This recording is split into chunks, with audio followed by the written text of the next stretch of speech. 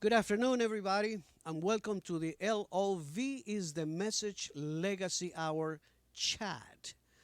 I am so happy right now, very honored and pleased that I'm on the phone with someone who I have known for so many years, respected, admire, and love because we all have loved this man because of his body of work is magnificent and still going strong, and he was inducted also into the Legends of Vinyl Hall of Fame, Artist Hall of Fame, Tuesday, September 13, 2016. Wow, he was magnificent. I can never forget that evening. And I'm talking about the one and only D.C. LaRue, David Charles LaRue, aka D.C. LaRue. D.C. LaRue was born April 26, 1948, in Connecticut. Oh, yeah, people in Connecticut. He's an American singer, songwriter, and producer.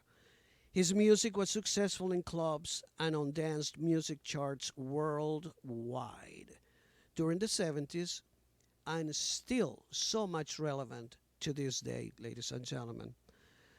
LaRue's first recording was in 1974 in Kirshner Records' single Honey Bear, The Good Times Right Here. His second one-off single in 1975, Moving Closer, was on Claridge Records' imprint. Neither single charted. However, the following year, his luck changed with the 1976 album Ca-the-drals, and I have it right in here, everybody. And I happen to have two copies, obviously. I have to have two copies of everything, but in DC LaRue's case, I have a lot, many other. But, ladies and gentlemen, I would like you to please welcome my friend David Charles LaRue, DC LaRue. How you doing, my brother? How you doing? Well, I'm doing just fine. How are you doing there? And you got a storm down there in Miami, huh? It's In awful. Florida. Yes, it's awful. Last night, it's still raining Hurricane. right now. We got lights out last night as I was playing. I was telling you Wild. before, and it is what it is. We're in Florida. Welcome to, as I call it, the waiting room. Just joking around, as they call it, and also the That's awful. Don't get morbid. have you You seen know, the it was like when you said I was born in 1948. We got to stop that. I got to change that somehow and give myself 10 more years to get younger a little bit, You you look know? terrific, David. You look so well, I'm, so fantastic. Every time I when see a I picture of don't, you. I never count my years, Louis. Yeah. I never actually think about how old I am until somebody like you says, "Hey, he was born in 1948." I could scream, but hey, It what can I was a very good say? year, my Listen, brother. it's better to be alive than to be dead. That's It all I was, know. yeah, that's true too. Absolutely. But state of Florida is like we are like right now. There's a tropical storm going up to, and it's messing everything up. We're getting closer to the hurricane season, and that is another thing. That's a pain in the where. So, but we have to cope with that.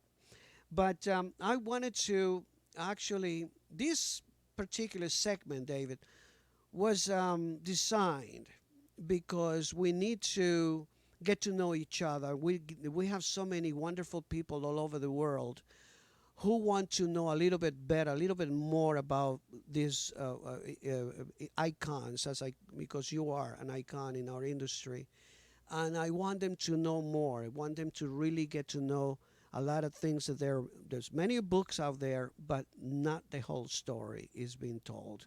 And if it's coming from you, people will definitely understand that, and they will love it. So I wanted to take you back, just for the time being. I want to take you back to the early days in 1974 with Honey Bear and the second single, 1975, Move In Closer. What motivated you to go into that type of what was it? Was it R&B ish? What kind of genre of music would you? Well, to start off, the first record I ever made was in 1962 with Bob Crew and for Oh, ABC Paramount, and wow. that was called Jane. I don't know. You may be not. You know, it's interesting. I have a record company here in New York City that's coming out very soon, within weeks, of a CD of all the stuff I recorded under different pseudonyms before David LaRue and Kirshner Records, because I came to New York City when I was right out of high school, when I was 17, 18 years old, and I signed with Bob Crew, and I started recording right away. Wow. I was with him for a couple of years as Matthew Reed. If you go on YouTube or so, whatever, go to YouTube. He sure. and Matthew Reed, and a couple of my records come up, and then I did a movie called Discotheque Holiday, which was interesting because that was in the mid '60s, Wow. and but discotheques were very big in England, and it was done in conjunction with an English company for Allied Artists Movies, and I starred in the movie under the name of Casey Paxton, and I don't know what I'm going to do with that movie. I have a copy of it, and Allied Artists is out of business, but maybe I should have it digitalized and release it myself. Now, let me finish because there's a long story here. So then I recorded as Casey Paxton, and then I gave up the music business for the first time, and then I went back to Connecticut. Yeah. Because I wasn't discouraged, but I said I can't do this all my life. What if it doesn't work out? So then I went back to art school at the university. And I went there for 2 years. I didn't graduate, but because I came to New York City one summer and got an apartment and a job right away with MGM Music, MGM Records and Publishing. Wow. So I was in New York City. So I started recording again. What the hell, Louis, right? So I recorded for Bob Reno when he was at Phillips, and I recorded for, a whole string of them. As Matthew Reed again. Decca, Artie Wayne produced me for Decca. So there's a whole bunch of records out there that are going to be available soon of my very, very early work through the years. I've been at it for a long time. It's so awesome. And so then what happened was I signed, and so I was working for Big Three Music, doing all the album covers and all the sheet music covers. And I got friendly with a guy at Kirshner Music, because we were doing the print for him, because my art director had. And Wally Gold. And I said, Wally, one day I write songs. So this is years after the fact, right? Right. And early 70s. And he said, well, play something for me. So I sat down in his office and played something for me. And he just took me right into Donnie Kirshner. And they signed me that afternoon out of nowhere. So then I went in to do as David LaRue. I used all the Matthew Reeds and the Casey Paxtons and everything before. So this is my first record as David LaRue, because Wally liked my name as David, and LaRue, and so we anglicized the real spelling of my last name. Right. And Honey Bear came out, and then I recorded 4 tracks, and produced by Wally Gold and arranged by Ron Frangipani. Right. It was the best thing I had ever done up to that moment, and I was so delighted with them that. And that was the summer I went to Europe. That summer, Wally Gold released the record, the first single on Calendar, Kirshner Records. Right. Excuse me. And I went to Europe for the month of July. I had a Eurail pass with my friend Frank, and we went all over Europe, from Sweden and Holland and Amsterdam and Paris and Spain, and then we went down. I went down the Rhine through Germany. And then I don't know whether they still have the real passes, but then I went into Africa and North Africa and Tangier and Casablanca. It was wonderful. God. So then I came back to New York State, the States like 4.5 weeks later, and Kirshner had left RCA, the distributing company of RCA, right? Because his deal was over right in the middle of my first release. And then he signed with Columbia, and their first album out was with Kansas. Remember Dust in the Wind? Yes, of course. So, which was a huge hit. And so I went to Wally, and I said, well, what are we going to do with the other? Because I had a cut called Outward Bound. Not Outward Bound, Cold and Skoda. And it was in the can. And I said, he said, well, we're not going to release it. And I said, well, you want to go in and do something again? He said, no. He said, because Donnie, now he has rock concert, and he has Kansas, and he just wants to focus in on rock acts, and he wants to avoid the pop acts. Oh. I said, oh, thank you very much. And so I had given up. I said, at that juncture, I said, fuck it. I said, I'm not going to do this anymore. Exactly. Then my friend, I ran into my friend Jim Scanlon, and I had come up with a novelty record called Moving Closer, just for the hell of it. Right. She said, oh, it's happening. So I sang it for Dennis socially. I knew him and his wife Carol Ann, whatever. He at the time was with a company called Brooch Records, which is a division of Fabergé. They did all the movie soundtracks and everything. Yeah. So he was head of A&R for Brooch Records, and then he listened to this little gimmicky thing. I said, he said, don't go in and do it. It's only got few $100. But in the process of doing that record called Moving Closer, Brooch Records went out of business. Wow. And Dennis didn't have a label. So we finished up Moving Closer. And I said, what now? He said, well, let's call Frank Slade. So Frank Slade put it out on Claridge Records. And he was in New York City at the time. Right. And it did nothing. You know, I did it in falsetto, like Chi-Chi Rose Murphy. Like that. Oh, wow. And everybody thought, all the reviewers said, refer to me as her, she, because it was DC. You know, and DC, she does a fabulous performance and blah, blah, blah. And it was like such a joke, and it never went anywhere. So, end of story. Then I started to dance. I started doing heavy duty disco dancing and lots of drugs in the 74, 75. Absolutely. And I was on the dance floor at 12 West. I remember Tom Severese was playing. Right. And in the middle of the night, all of a sudden he comes out and he stopped playing the music and he starts, oh, love, baby. The first time I had ever heard it, it was on a summer record. And I said, what the fuck is this? Right. There had been long records prior to that, Louis, but 18-minute records and the Doors and Iron Butterfly. Yeah. But I had never heard an extended record like this where the bass dropped out and the strings came in and the voices chanted and then she came in again. And I said, I love this kind of record. I want to do one of these. See, somehow that creative spark just kept flaring up and flaring up. But even though I gave up the business like 3 or 4 times. Right. So I took it to Adam Sheffer, who he was like the head guy with Michael Zager of Tin Wheel Drive with Gimme Revant. And I have, Michael played on Cathedrals, and I met Aram. So then what Aram did was he loved it. And he said, because I was doing an album cover for them called Peculiar Friends, Tin Wheel Drive with Gimme Revant. Right. So Aram said, what was I going to do with it? So I went with Aram, and we went to Dennis. And I said, here's what we want to do, and here's the song, I don't want to lose you, here's the song Cathedral.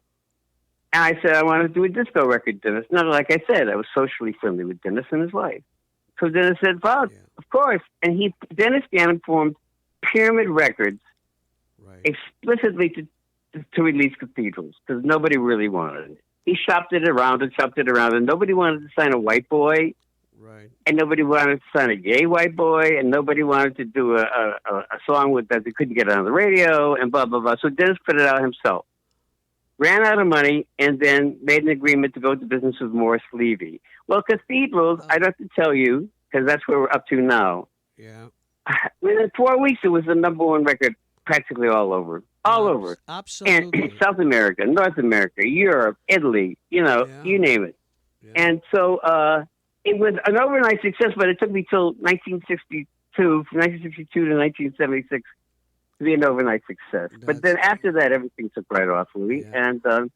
And so that's the story. So people assume that, like you did, because I'm saying Wikipedia, everything about the Wikipedia post is correct, except it doesn't go into my background. Correct.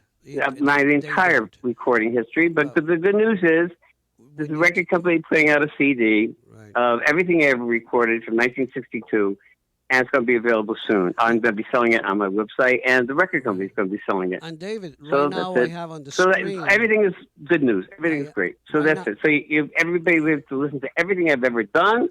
That's Joey knows a couple of things. I did duets with Bob Crew, Joey Carvello.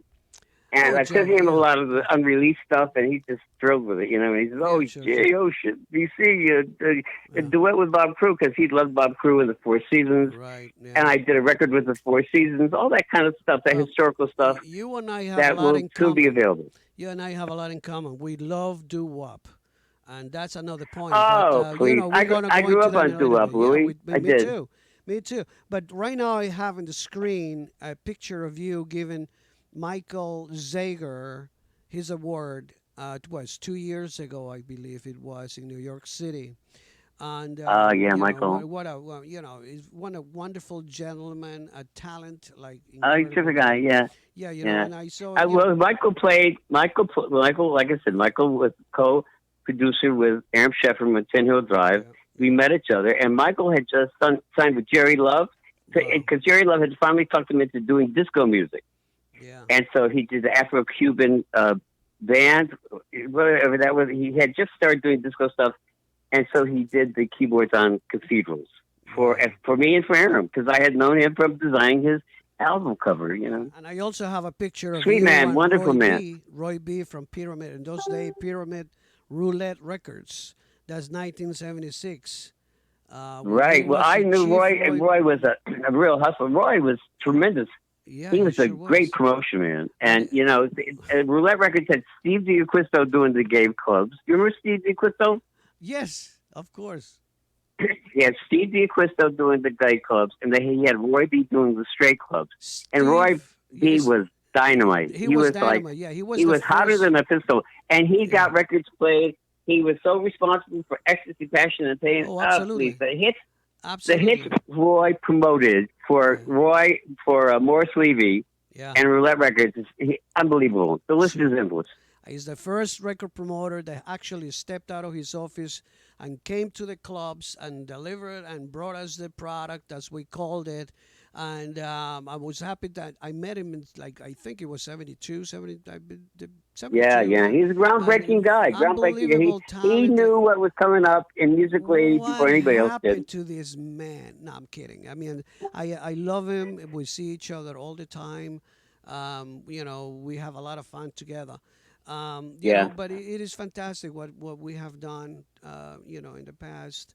So right now we're going into the tea dance, and I never forget the tea dance. I tell you, because all Bob Man and all that kind of wonderful songs that came out of this album. And I'm not kidding you. Right now I'm going to hold four, four tea dance, you know, and look at that. And I happen to also have, like, because I did your press party for Yeah, yeah, yeah. Pyramid Records, and I got the check, the stub of the check for 125. Can you believe I got $125 to do your party? Unbelievable. They overpaid you. They were so I think bad for you. they're gonna pay you too much. You fuck. You crazy. You should have gotten 50. I'm just No, kidding. dude. I mean, that sucks. But let me tell you, you signed that to Luis. Thank you for all the sounds. I'd love to Well, see listen, that. I knew DJs who used to play at Hollywood and at Glacier on Dan. Right. What, $20 a night, Louis? Excuse me. Wait. No, when I started, a hell of a lot, many years before that, I was getting $45 a night. And Well, you were a high $45, praised guy because I not was, everybody was and I getting always, $45 a I night. Let me was, tell you. and I was $45 a night, working 7 nights a week. I forget. I You was guys were doing it for the love of it. true Believe me. that. Bobby DJ had to have a job. Bobby DJ was selling where? Where was he working? Rock and Soul or something? And then Bobby DJ Gutadaro worked with me at the place on Fifth Avenue. I forget the name of the figure. The one that Walter Givens was the one who worked at Rock and Soul on Seventh Avenue. okay, Remember? where's the Bobby? Bobby had a day job as a pharmacist. Was it Probably, Nicky yeah. Siano? He was. He was the first. Bobby DJ was Nicky Siano's first idol, DJ idol, Yeah. and Nicky said that he was a pharmacist when He he met him. was. I He don't know. was. I can't He remember. had a particular title that he was a professional. But he chose to DJ. You know, Yeah, you know, he chose yeah. to DJ. Right now I have a picture of He you and was Richie another Cakes. sweet man. And I'm so unfortunate that he died so young. Yeah, the Abracadabra. I don't know if you remember on Fifth Avenue and like I think it was Fifth Avenue. Oh, and Roy Webb. Right, please, I remember you and Roy and Yeah. the whole. Yeah, I know the whole thing. Yeah, Yeah. and that's when I worked with Bobby DJ Gutadaro, and I adore him. And he was such a gentle. And it reminds me a lot of Richie Cakes, as Oh yes, very much you the know. same kind of person. Yes, I mean they're Oh, except humble, for, you know, quiet. They're yes. very, but the Oh, talent you was know what? I just never thought of it. I never thought of it like that, Louis. But yeah, you are absolutely right. Both yeah, those guys, yeah. Bobby DJ and Richie Cazar, they were like angels, like gentle angels, sweet, loving angels. Right. To me, I mean, I had never experienced any other. A person is like a prism and shows. Right. I'm sure they could get angry and bitchy and difficult, but to I me never and saw to that most other side of them. professionals, they were sweethearts. I never saw that side of them because years prior to it, I worked at the after hours with Richie Cakesar. Richie Cakesar used to Yeah, work on 26th Street at Ninth Avenue at the top floor.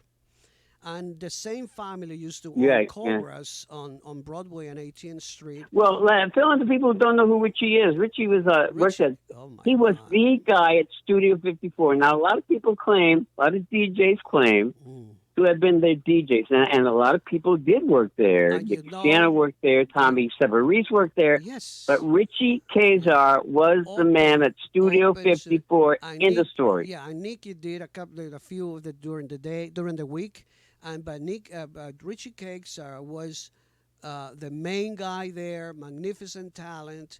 And when Steve Rubell and Ian, they had the Enchanted Garden in Queens, they had my friend, your friend, Paul Casella working there. Right, And yeah. he thought that he was going to be the DJ at studio, but Steve So did Rubell Nicky changed his Siano. Nicky mind. Siano was playing Enchanted Garden too. Right, And exactly. Nicky Siano's like, he would be the guy to be the head guy at Studio. But you know, Steve Rubell changed his mind. A very intelligent man. I knew him. Yeah. You know the guy, but he knew how to I knew the guy promote. well, yeah. Yeah, he knew how to promote. That's Very one thing. ambitious guy, very Oh, hardworking guy, jeez. but he was very focused. Right, Let very me tell focused. you, True it that. was all about business with Steve. Let me tell you. He was a lot of fun to be with around. It's just a lot of fun. But the business guy, as far as I thought he was, will be Ian because Ian he was business kind of right. He is You still want to know around. something? He owns a I, hotel down here in Miami. listen to this. As long as I had been affiliated with Studio and knew everybody there, and knew Richie and knew Steve, and I was treated like a prince there. I Right. never met Ian Schroeder. Is that Ian, because hold he on, was hold the on. business guy? I never met Ian. Yeah, I never met Ian to this day. yeah, he was a business guy, very set back, very quiet. The front Yeah. guy was Steve, and he knew how to promote his club and so on and so forth. But yes, those days were magnificent, and I never forget the day that you and Roy Webb, obviously me, Roy, and you, the two of us, paid tribute to Jimmy Stewart, the DJ from 12 West. Remember when the day Yeah. that he passed on the fire at the Yeah. bath, and we Well, chose that his was anniversary of his passing just right, just went by us. You know, and I is remember when. Yeah. we had so many things that we have done, and that stays in my mind because when I watched that man play with it was just an amazing performance every time that I had the Yeah. Yeah. pleasure. You know what I'm saying? So, absolutely. And the tea dance was amazing on the radio. Roy Webb was talking about the tea dance, and I still have the recording on Yeah. WKTU. We were the first. You and I were the first to perform on the Boogeyman. Remember, we started at midnight. Boogeyman, Yeah. 1977, the first radio show, Yeah. the Boogeyman Yes. show. And then you went into another album called Confessions, and followed that. Confessions. Yeah, when I Yeah, went to California. yeah, Confessions, followed by obviously Forces of the Night. Another Yes. two, Yes. yeah, Forces You of know the what Night. amazes me now to this day, when it's like with those Casablanca things. But well, needless to say, "Do You Want the Real Thing" was huge, triple platinum, and "Let Them Dance" was a huge record in the clubs. But as time goes by, but it always was like. Yeah, once again, I'm quoting Joey Carbello because Joey and I have been close to since 1976. But oh, by the way, you did an interview with Joey last week, Right. and as much you think you know somebody. I hope he's listening. I hope Joey's listening. You think you know somebody, Oh, yeah. and you think you know them, what they're about, and what they've done. But your interview with Joey Carbello last week was so informative. My jaw was dropping, and I was going, "Oh, gee, I didn't know Joey did this. I didn't know Joey did that. I Surprise didn't know Joey after did this." one It was surprise after the other. like an education And Yeah. after your interview with him, I sent him a text and I said, I am so impressed. I said, I have a new respect. I'm so for you, Joey, and what you've done and your career. I Yeah. said, I'm almost speechless. Yeah. We didn't even Really, have it was a time to talk great about it all. interview. Yeah, no, he's charismatic. The energy that this man has, I mean, Yeah, is amazing. God bless him for that. It's a friend, yeah. and he's always there for us, because when I Good call him, interview, he's good always interview. there for us. So, but all of these things, yeah, 1977, 78, Well, 79. let them dance, but the point I was getting at is that see, I have this a friend who sends me. There's an app now Right. where you can type in the name of a song and of an artist, and they tell you wherever it's playing throughout the world at the Shazam. moment. Shazam. Yeah. Are you ready for this? Wow. And he sends me all these links. And every day I get up and they're playing, you know what the ones? They're playing Let Them Dance, yeah. That's a Do let you them want the dance real right here. thing? Yeah. Overture and Cathedral. Star Baby. Let me tell you something, Louis. Yeah.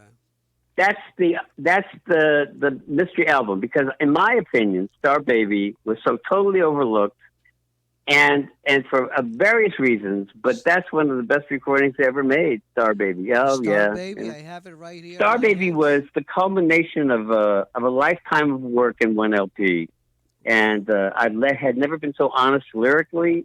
And I went back to my early rock and roll roots, which Right. is they were after the doo-wop roots, but that's the one. That's the one. Well, And I'll tell you, I'm so proud of the album. But hey, that hasn't even been discovered yet. So I'm sure that after I there's die, so in a much. few years after I'm dead and buried, people are going to say, "Oh shit, did you know people, about Star Baby?" And they're going to finally discover you it. people need to. Everybody who's watching, please go ahead and purchase this record, Star Baby. You have to listen to it. I Well, have the only way listened you're to going to it. get Star Baby is you go to Yeah, eBay and then and buy it on eBay. there is the obviously the Disconnect. Make the rounds. Yeah. I was so happy Yeah, it's to making the rounds. Deep Dark making Night. the And you know what? Everything. But you have to mention Joey. Can I mention Joey Negro and Z Records I'm getting to and that right now. Resurrection? There you go, Resurrection, right here, Hey, and I have him on the Louis, do you plastic. remember when Woo! you and me? Do you remember when the album came out and I had saved vinyl copies for you, Yeah, and you stopped by the house with Pinky yeah. and the car was Pinky and there you go, and Jimmy Oh, Cruz no, it's Jimmy. and Jimmy C. you Jimmy C. Yeah, and we all went for coffee. Remember? And yeah. I just received it like 3 days before, I and love we it. did that video together. And I signed your copies, and I said, "Well, I don't even listen." I said, "The only thing is, I'm thankful that I got to do this. That Joey Negro did this. Right, It's brilliant work.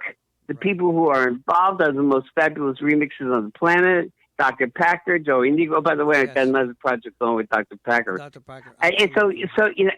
yeah, tell me about it. And and I remember I signed it to you, and when you left, I said, "You know what, Louis?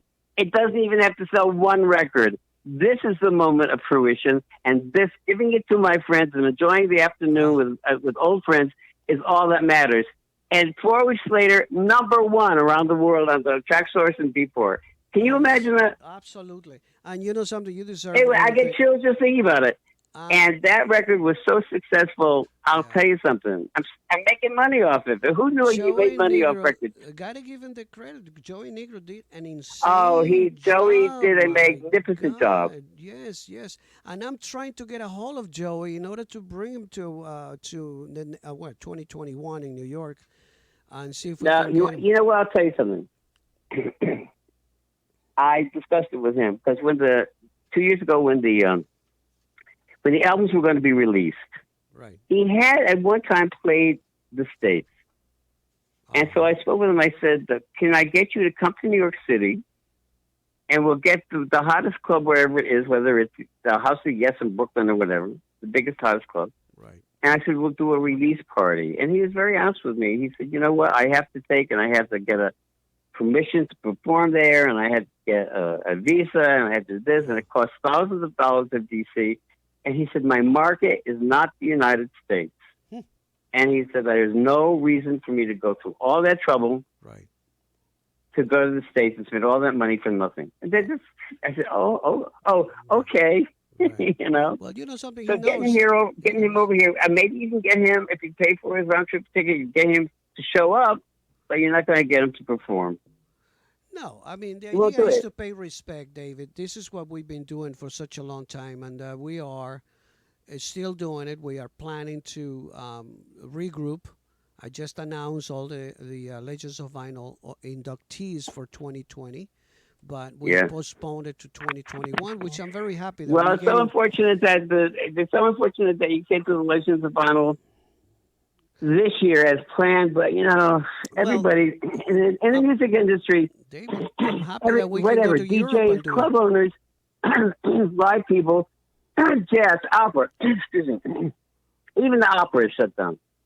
This has been devastating. This isolation has been devastating for the music people, and I don't know. It'll survive because you always need music, but Right. it's rough. I know DJs who can't pay their rent. I knew DJs who had homes and families and children and dogs who haven't worked in months. Right. And I feel like crying. I don't want to start crying. No, no, It's it's it, I, truly.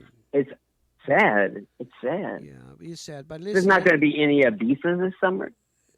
There's not going to be any Glitterbox this summer. There's not going to be any of that fabulous European disco stuff this summer. All of it, as far as I can see, I know over we for a have while. we have to stay positive and we have to look forward to Yeah, you you got to know stay and positive. we That's for sure. survivors. We have been in this business. There is no other business like it. You know, we love it. We have passion for it. We all together in this, and we have to support each other. Basically, Yeah. that's the idea.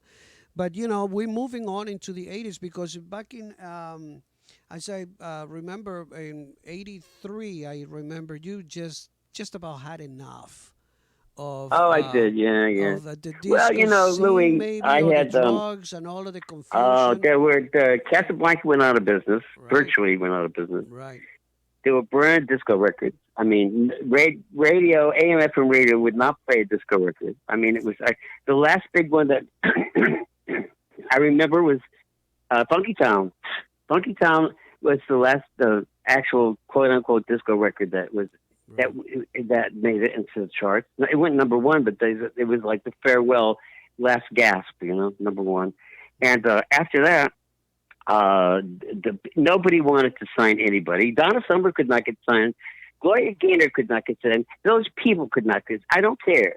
You name the artist, they could not. You want to get funky with me, Peter Brown?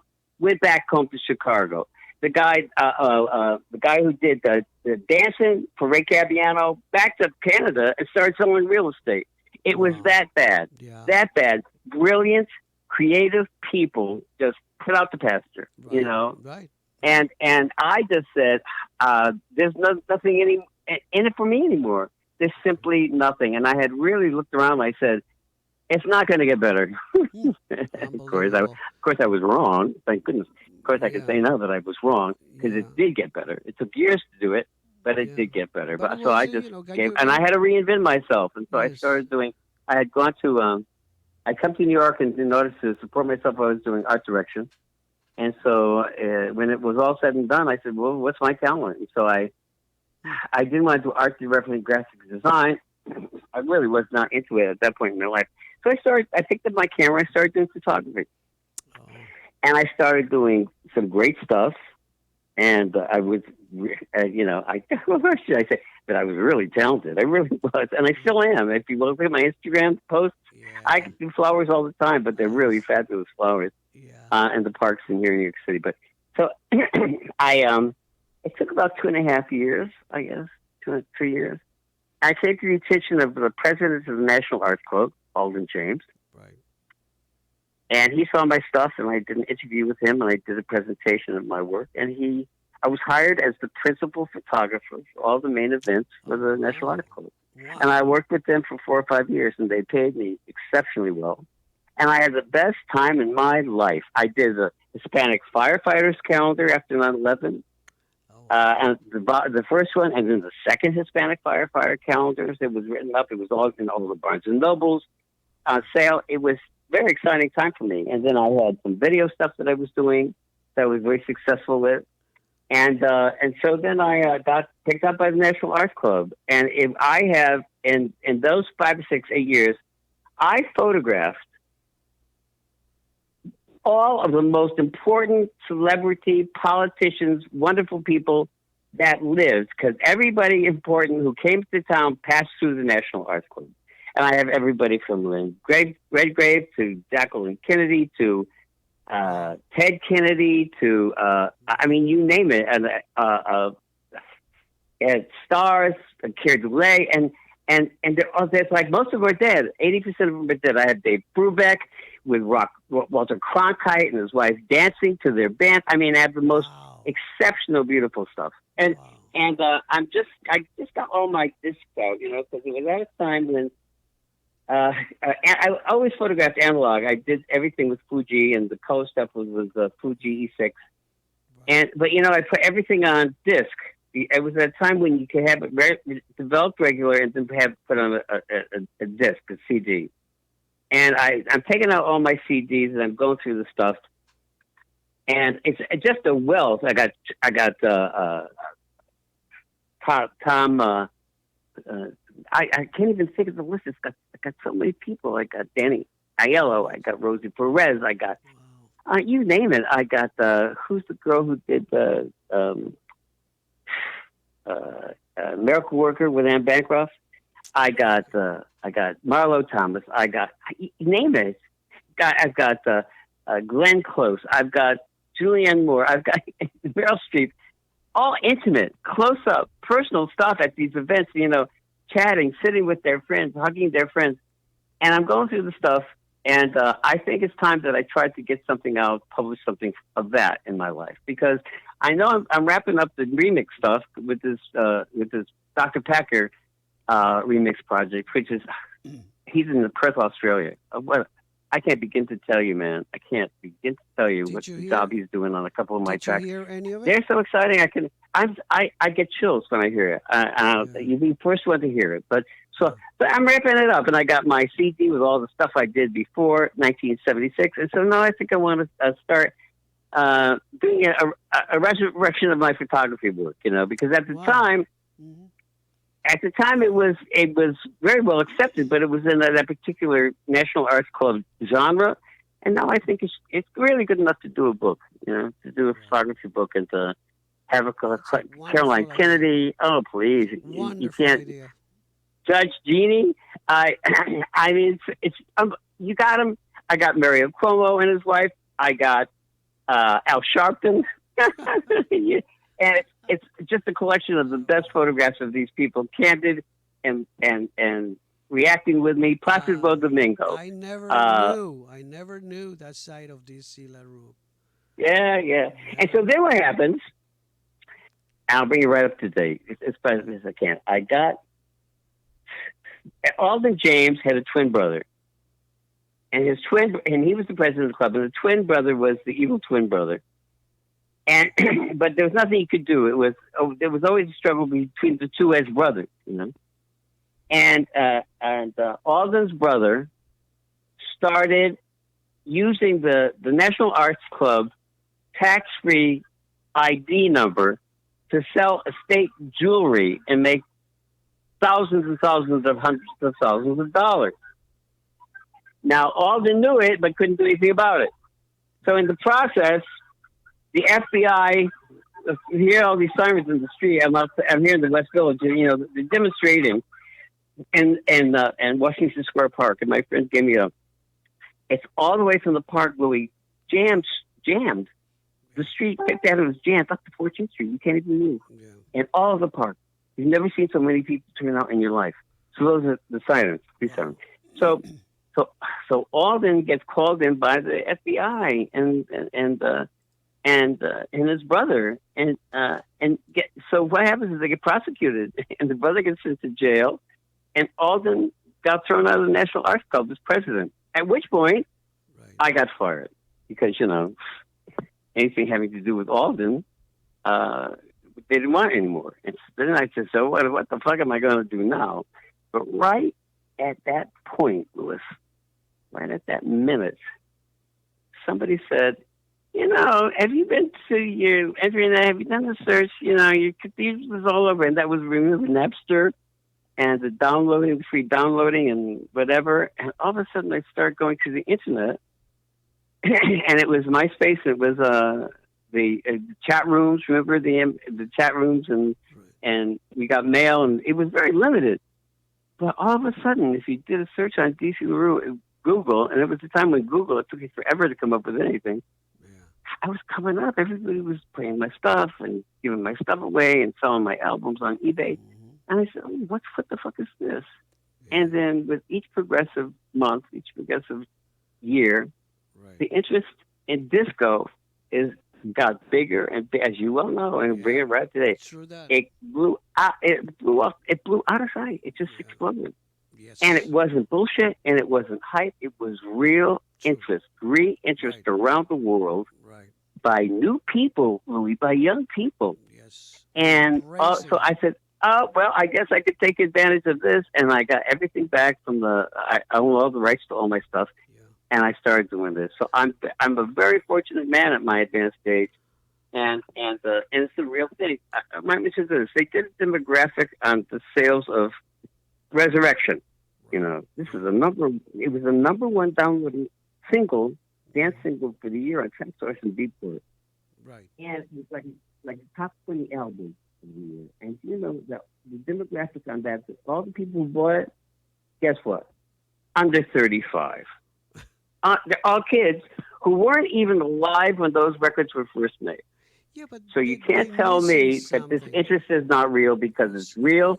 It's real. Even and if you vinyl, go to any of David, even vinyl is coming back. Is rising. I mean, I went last even year. Vinyl. I went to Europe, and I'm telling you, vinyl is king in Europe. Vinyl still king. Well, everywhere you go. Well, what do you think? Joey Negro knows what the fuck he's doing, and V Records is the best in the business. Right. Of course they did vinyl. Absolutely. Of course they did vinyl. And you know what? They sold they said, well, we're being cautiously optimistic about it. They sold all the vinyl. They had to repress it, Louis. Yeah. So you're telling me that vinyl is not? Yeah, vinyl is definitely. And you know something? I support it, still playing it. And I still say, these Resurrections, Volume 1 and Volume 2 is still available. I'm sure. Get it. Yes, they are. And they're available as digital downloading everything around the world. Yeah. Listen, it's June, Louis, and I'm going to get another royalty check at the end of the month. I'm making money off this thing 2 years later. Bravo to you. I know. David, I'm so proud of them. I'm so proud. You were the first guy I gave it to. I love that. If you want. I love that. What were you doing in New York City that weekend? You were up here for something. I was scouting a place to do the award show. And I came. Yeah, right place, right time. And the fact is that it has become a tradition between the two of us. Every time I get to New York, I have to have lunch with you, and I miss that. This year we definitely we can do that. But I'm happy that you are happy. I'm happy that you're moving on. I can't wait to hear Dr. Packer's release. Oh, I'm on the phone with him tomorrow. I'm definitely. I'm pushing this. It's called New Disco, and people are loving it. It's a fresh look into it. So we're pushing it. We're pushing it and playing it. And it's a matter of fact, tonight I'm gonna be going on again with Jimmy U. I don't know if you remember Jimmy U. Do you remember Jimmy U? Yeah. Yeah, he's coming over right now. And we're both going to have a little barbecue, and we're going to have fun between the two of us. Yeah. Is it stopped raining or barbecue inside? It inside? doesn't matter. You're in Florida. Whether it rains or not, you have to keep on moving. So he's coming from Jupiter. He's driving right now to my home, so we're going to do that. But he knows that I'm on the phone with you, and he sent his love. Obviously, he's happy about it for you. So in the 80s, all of these kind of wonderful things happening. I mean, you move on, and you now, new releases coming out with Dr. Packer. What else is going on with you as far as the future for you? That's it. And I got the CD with all my past recordings from 61 to 60. Then it's time for me to ask you, since you are one of the icons of the 70s, and then some. And what message do you have to for the new generation as they listen to this Oh well, LaRue? Because you I do. hear, I mean, you what do this have. question comes up. This question comes up with everybody from Beyonce to from me to, I Mm, mean, you name it, to Bob Seger. And the answer is always the same, and I have not got a different answer, Louis. I couldn't give anybody any advice. These kids are in a different world with a different market, with a yeah. different way of getting exposure. That I haven't got a clue. I haven't got a. I have. I understand. I understand a little bit about it, Mm, but I don't understand enough to even give advice. Give advice. I mean, you get these guys like the fabulous guy just saw Sean. Is it Rodriguez? Is it Rodriguez? Sean, and he was a YouTube yeah. guy, and Oh yeah. he started on YouTube and then built a career with this and that and blah blah blah. And one thing led to another. I saw him at the Barclays Center in Brooklyn last year, and boy, he was good. Oh my God, he was good. But it goes by so fast for these kids. Right. He had all the presence and all the energy and everything, and he's the most polished professional performer. But how it goes by so fast for these kids. It's Yeah. like a month, a year and a half. A couple Right. of them have left, like Rihanna or whatever. But Mm. I don't know. It's the strangest Well, thing, I'm I maybe don't know. sentimental about You this have to have whole a lot of thing. money to just performing. Yeah. You make money performing, but you have to spend $3 million mounting an act Uh-huh. because you can't do clubs anymore. They don't mean anything. Even when they were going before the isolation, you didn't break records in clubs anymore, Louis. You didn't. No, And I miss that. and with disco records, I don't know what disco records going to do. Do you know Bobby Shaw? Bobby Shaw, right? Bobby is still Disco active. promotion guy. I've known him for years. What a Yeah. sweet man. And I ran into him on the street and we were talking, and I said how he was the hottest Billboard. Yeah, Bobby I mean, if you was want a out record there. on Billboard #1, you went to Bobby Shaw, Yeah. and he had all the club reporters, and he had I the whole saw him the network last and time. European and U.S. Yeah. and he promoted like he what a winner he is, or Yeah. was, because you know what he said to me? Uh, He said, I haven't had business in 4 months. He said there are no clubs mhm. or club DJs who are working that I could promote a record to. And the Billboard Top 100 chart doesn't mean anything because it's all speculation. Because there's no Billboard reporter charting any club action because there are no clubs. True He says, that. what is anybody going to do? Yeah. So the same thing go to me giving you recommendations, anybody recommendations on what to do. Of Well, course, I'm I talking don't about know. the I don't producers know. and disc And jockeys you and know what? You don't yeah. make money from recordings anymore, and it's like it's money from performing unless you're doing these venues, and then you make this record company and $3 million in back of you, and if you're a new act and you have to prove yourself. Who's the other one? You know who did it well? Justin Bieber. Now he started out on YouTube, but then that's still 10, 12 years ago, Yeah. and since he started out, the whole thing has changed again. Right. The whole thing has changed again. And I think he looks at it now and says, oh, fuck, I'm so glad I was one of the first ones. Yeah. But, I don't know. I don't know what's going to happen with disco and club music. They still have the charts and they still make the charts.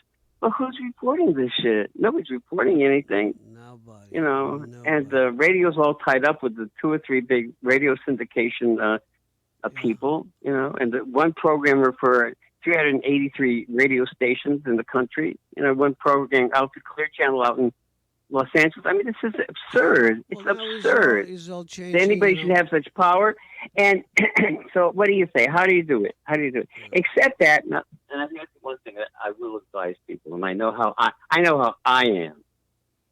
If I were 18 years old today, and I had the same fire inside me that I had when I was a kid, and I had the same creative energy I had when I was a kid, I'll bet the fuck I would find a way. As much as I don't know, I Louis, think that if you want our to do it, generation is like that, David. Our generation, when we wake up in the morning, we need to reinvent the wheel somehow.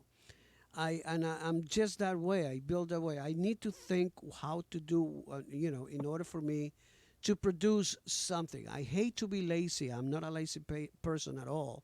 So I well, need I to would go keep, crazy. I would go crazy if I had nothing to do. I can't. That's why I started the doo-wop show, Louis. Exactly, and that I thank you. I heard that yesterday after I talked to you briefly. I put that loud. And I love the flamingos. I Oh, loved yeah. all of that. Well, You know, when I was a little kid, when I was like yeah, 11, 12 years old, that's the music I was listening to. yeah, yeah. I And grew up. Yeah, I grew up with and I the would go into my bedroom, close the door, right, put the radio under the pillow so my mother wouldn't hear it, right. and with my dog on the floor beside me, and that's the music I played. And I went to all the rock and roll shows at the State Theater in Hartford with Hansel Garins and the ones with Alan Freed and Brooklyn Paramount. I saw the Flamingos 3 or 4 times. What a group! What Did a, you? and the talent and the Yeah, energy and those records are so flawless. I If you love were it. paying attention to what I was saying, at the Flamingo tribute, Yeah. those When I records. first moved down Excuse here in me. Florida in Listen to those 1986, records. Listen to those harmonies. I Listen to tell those you, songs. yeah, Oh my God. I opened a little club down here in Coral Springs in 1996 and I brought in a lot of the acts that were still around. Joey D and the Starlighters, Johnny Maestro and the Brooklyn Bridge, Yeah. and so on. I mean, and then all of the doo-wop. And I was mixing it up with the disco and so on, all of that kind of stuff. People loved it. It was an Yeah. amazing 96 to 1998 or 99 when I moved on and I was still playing vinyl. I didn't make the change to CDs until probably 2003 or 2004. I Yeah. refused to move on into that kind Well, of stuff. you know, But people yeah, uh yeah, people should be exposed to all this kind of music. I have grown up loving everything right, from Puccini right, and and uh, and Wagner and Tammy Wynette and yeah, and yeah. Iron Butterfly Sure, and Neil yeah, Young and yeah, Doris yeah, Day and Tony yeah. James and the Flamingos and Frankie Lyman and the Teenagers Oh and man, Chuck Berry and Little Richard and Elvis Presley. I mean, Dion, my excuse friend me, there's Dion. so much good music through the years, and for anybody to just isolate and bring themselves down to one thing, it's crazy. It's just Sure, crazy. And absolutely. and I enjoy all of it now. I just all of it now. So you're But gonna the doo-wop continue, thing yeah. is, I'm getting a lot of great response to it. Yes, I was yes. just going to ask you. Excuse me. When I do this doo-wop show, no, not too many people watch. Right, But then the next day, I post it on Facebook and I post it on YouTube and I post it on my fan page and my group page. right. Like the next morning, I got like 387 views. Now, is there a place where people can go to get this interview in case they want to listen tomorrow morning? Well, what you're doing is the right thing. I mean, you're doing it correctly. You're not doing it. You're not missing anything, if that's what you mean. You're not missing it. You're doing it in a proper manner. YouTube is a terrific platform for all of that because the keywords are very important. The keywords that you put in that You do video. use is this going to be available on YouTube? Absolutely, I'm going to put this on YouTube. I'm going to share as much as I can. I do have a little bit of a reaction into all of the stuff that we do. People want to know. I know one thing is that people want to know. Yeah, And if I don't do this, then people will continue to believe that this is LaRue cathedrals. That's all you've done, I and know. then some. Well, So it bothers me because I know a hell of a lot more, and I want people to know this, and it is educational. yeah, We're keeping the legacy of all of us, everybody, artists, I think producers, so. and all Yeah, of I us. think so. And that's one of the things that I'm very passionate about is to keep our legacy alive. And hopefully, we Well, it's live. happening. It's happening. Well, you're accomplishing what you're doing, what you wanted to set out to do. Louis. I Yeah, remember when you first came up here and you were presenting me with this idea that you yeah, had, and yeah. I remember it was just you and who else? It was just you with this No, it energy and was with just this me. concept. There And was. look at how Louis, and look at how it's grown, and look at how sick. Yeah. Pat yourself on the back. You Thank you. made it happen. You made it happen. Thank And you. those events, those evenings where you're presenting the awards, they're jam. They're exciting. It's like disco start time. I Yeah. love those things, Yeah. and you made it happen, Louis. You have We made it happen, and you should congratulate yourself. thank you, David, so much because people, friends like you are on my side. They understand the reason Well, I why always we're doing have, this. Yes, and you have. you always say that. Oh, please, every once in a while you'll have somebody pop up and be negative and be Oh nasty and boy. be a problem. It Yeah. happens. It Yeah. happens. Yeah.